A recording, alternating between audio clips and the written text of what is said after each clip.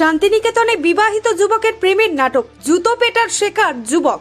স্ত্রী সন্তান থাকা সত্ত্বেও প্রেমের অভিনয়ে মত্ত এক যুবকের কাণ্ডে উত্তাল শান্তিনিকেতন। অভিযোগ, কাজের সাইটের প্রেমিকাকে নিয়ে 6 মাস যাবৎ সহবাস করেছিলেন ওই যুবক। ঘটনাটি প্রকাশ্যে আসতেই স্থানীয়রা ক্ষোভে ফেটে পড়েন। প্রতারিত মহিলার বোনের অভিযোগ, যুবক তার বিবাহিত পরিচয় গোপন করে প্রেমের নাটক করছিলেন। শুধু তাই নয়, ওই যুবকের এক স্ত্রী ও সন্তানও রয়েছে। সত্য সামনে এলে ক্ষুব্ধ জনতা তাকে প্রকাশ্যে জুতো পেটা করে। পরিস্থিতি নিয়ন্ত্রণে আনতে পুলিশকে হস্তক্ষেপ করতে হয়। ঘটনাটি নিয়ে এলাকায় চাঞ্চল্যের সৃষ্টি হয়েছে। স্থানীয় বাসিন্দারা এমন অনৈতিক কর্মকাণ্ডের বিরুদ্ধে কড়া পদক্ষেপের দাবি জানিয়েছেন। অভিযুক্ত যুবকের পরিবারও ঘটনায় লজ্জিত। পুলিশ ঘটনাটি নিয়ে তদন্ত শুরু করেছে।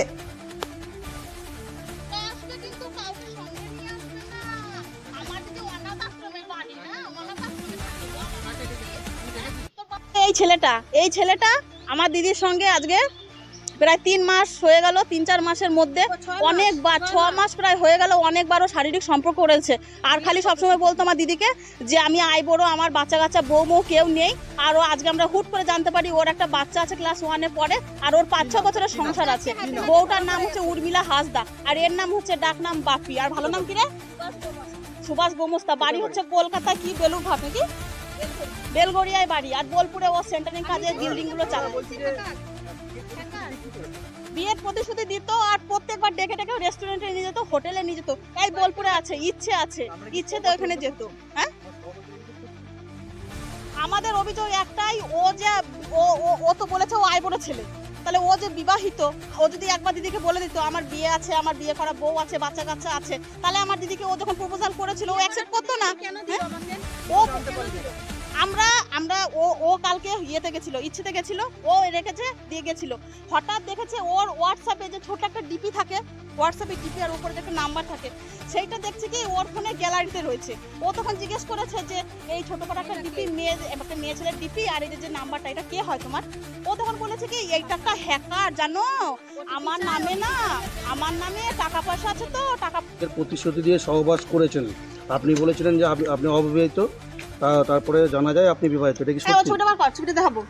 ছবিটা বার কর, বিবাহিত ছবিটা বার কর। সব সত্যি? বার কর ছবিটা। কেন করলেন এরকম? কেন করেছেন? তোমাকে ভালোবাসি, আমি একা কোনো কিছু করিনি। ওর ইচ্ছে ছিল, ঠিক আছে। ও আমার কাছে এসেছিল পরশুদিন। আমি রীতিমতন আমি যেতে রাজি না। পরশুদিন থেকে আমার উপর টর্চারিং করছে, আসতে হবে তো আসতে হবেই তোমাকে।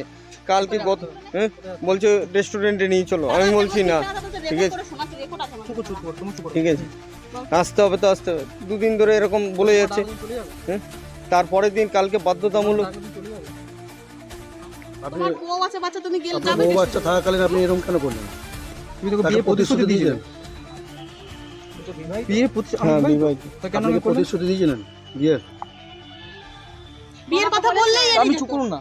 প্রতিশ্রুতি দিয়েছিলেন? বলেছিলাম হ্যাঁ বিয়ে করবো তোমাকে। কেন দিয়েছিলেন?